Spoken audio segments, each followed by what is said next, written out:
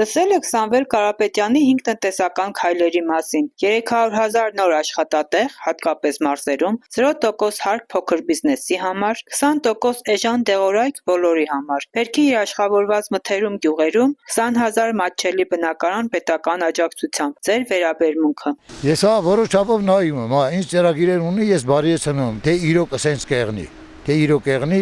մեր ժողովուրդը ինչքան են դաշնությունը, արի մի հատ մտածի, այս մեր հայ ժողովուրդը ինչքան մասկայում, քանի մի միլիոն ժողովուրդ է, այս ոնց հասկանանք, մի անգամից բան արեցի շախմատ են խաղում, հոփ գնացին Եվրոպա,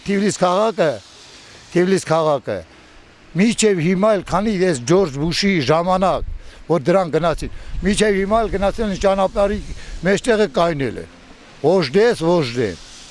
Ամերիկային լսել, ինչ Ամերիկային բան, ով որ լսեց Ամերիկային, սեզ քարուքան կեղնի ամեն ինչը։ Հա, մեկ նայում եմ։ Որ ծրագիրն եք հարազատ։ Ասենք, գիտեք ինչ, այն որ ասենք ինքը այն փոքր բիզնեսներին